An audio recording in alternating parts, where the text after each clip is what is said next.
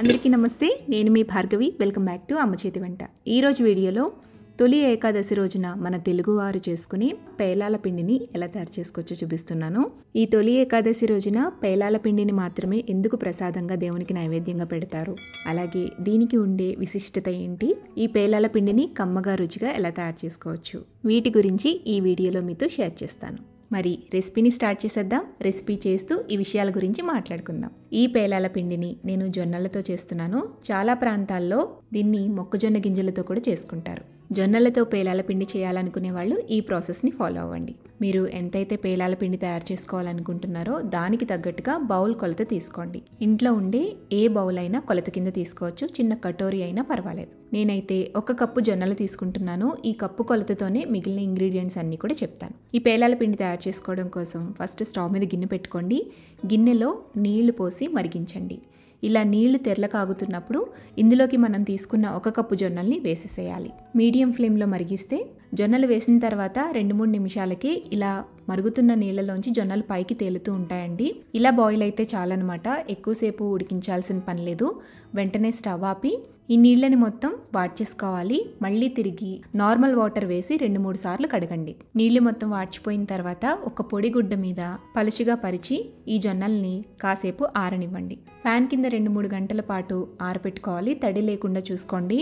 లేదంటే మీరు ముందు రోజు రాత్రే ఈ ప్రాసెస్ అంతా చేసేసుకుంటే ఉదయాన్నే పేలాల పిండిని తయారు చేసేసుకోవచ్చు.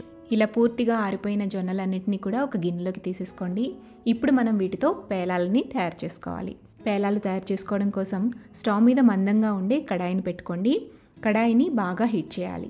బాగా హీట్ అయిన తర్వాత ఇందులోకి ఒక్కొక్క టేబుల్ స్పూన్ దాకా జొన్నల్ని తీసుకుని ఇందులో వేసి కొద్దిసేపు మీడియం ఫ్లేమ్లో వేయించిన తర్వాత ఎప్పుడైతే పాప్ అవడం స్టార్ట్ అవుతుందో, అంటే పేలాలు రావటం స్టార్ట్ అవుతాయో అప్పుడు దీనిపైన మూత పెట్టేసేయాలి.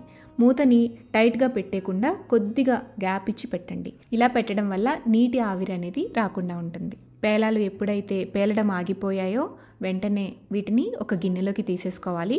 అన్ని పేలాలు అవ్వాల్సిన పని లేదండి. మనం తీసుకునే జొన్నల క్వాలిటీని బట్టి అది డిపెండ్ అయి ఉంటుందన్నమాట. సో కొన్ని పేలకపోయినా పర్వాలేదు, మనం వీటిని పౌడర్లా చేసుకుంటాం కాబట్టి ఏం కాదు, టేస్ట్ బాగుంటుంది. అయితే మీరు ఈ పద్ధతిని ఫాలో అయితే కనుక మ్యాక్సిమం మనం వేసే జొన్నల్లో 80% పేలాలు అయిపోతాయి. జొన్నలు పూర్తిగా అయిపోయేంత వరకు ఇలా ఒక్కొక్క టేబుల్ స్పూన్ దాకా కడాయిలో వేసుకుని పేలాలని తయారు చేసుకోండి.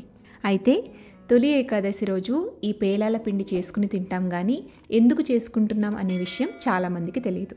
తొలి ఏకాదశి హిందువుల తొలి పండుగని మనందరికీ తెలుసు. అయితే ఈ రోజున శ్రీ మహావిష్ణువుని పూజిస్తూ ఆయనకి నైవేద్యంగా ఈ పేలాల పిండిని సమర్పిస్తూ ఉంటారు.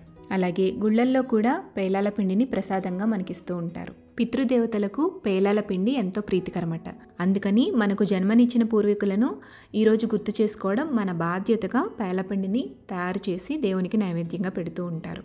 అంతేకాకుండా ఎండాకాలం తర్వాత వర్షాకాలం వస్తుంది. సో బయట ఉండే టెంపరేచర్స్ డిఫరెన్స్ అనేది చాలా ఎక్కువగా ఉంటుంది.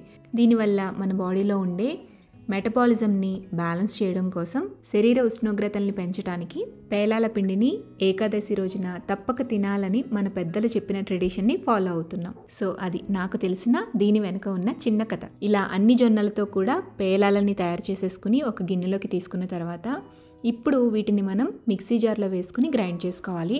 ఇక్కడ పేలాల పిండి మెత్తగా కావాలంటే మెత్తగా గ్రైండ్ చేసుకోవచ్చు, లైట్గా బరకుండేటట్టుగా గ్రైండ్ చేసుకోవాలంటే అలాగైనా గ్రైండ్ చేసుకోవచ్చు. ఎవరి తీరు వాళ్ళది. మొత్తం పేలాలన్నింటినీ కూడా ఈ విధంగా మెత్తగా గ్రైండ్ చేసేసుకోండి. గ్రైండ్ చేసుకుని గిన్నెలోకి తీసుకోండి. చివరిగా కొన్ని పేలాలని ఇలా మిక్సీ జార్లోకి తీసుకుని అందులో 4 లేదా 5 యాలకులు వేసుకోండి. అలాగే 1 కప్పు జొన్నలకి 1 కప్పు దాకా బెల్లం వేసుకోండి. 1/4 కప్పు నుంచి 1 కప్పు దాకా బెల్లం వేసుకోవచ్చు. స్వీట్ తక్కువ తినాలనుకునే వాళ్ళు 1/4 కప్పు బెల్లం అయితే సరిపోతుంది. వీటన్నిటినీ కూడా మెత్తగా గ్రైండ్ చేసేసుకుని పేలపిండిలోకి కలిపేసుకోండి. ఇలా చేసుకున్నా సరిపోతుంది. లేదు ఇంకాస్త రుచిగా పిల్లలు తినటం కోసం టేస్టీగా చేయాలి అనుకుంటే కనుక 1/3 కప్పు దాకా పుట్నాల పప్పు తీసుకుని మిక్సీ జార్లో వేసుకుని మెత్తగా గ్రైండ్ చేసుకుని పేలపిండిలో వేసి కలపండి. వీటితో పాటుగా మీరు రోస్ట్ చేసుకున్న జీడిపప్పు, బాదం కూడా వేసుకోవచ్చు. పుట్నాలతోనే మీకు మంచి టేస్ట్ వచ్చేస్తుంది. ఇందులోనే 2-3 టేబుల్ స్పూన్ల దాకా కరిగించిన నెయ్యి కూడా వేసి బాగా కలిపి ప్రసాదంగా పెట్టేసేయచ్చు. సో అదండి తొలి ఏకాదశి రోజున తయారు చేసుకునే పేలపిండి విధానం, అలాగే పేలపిండి వెనుక ఉన్న విశిష్టత.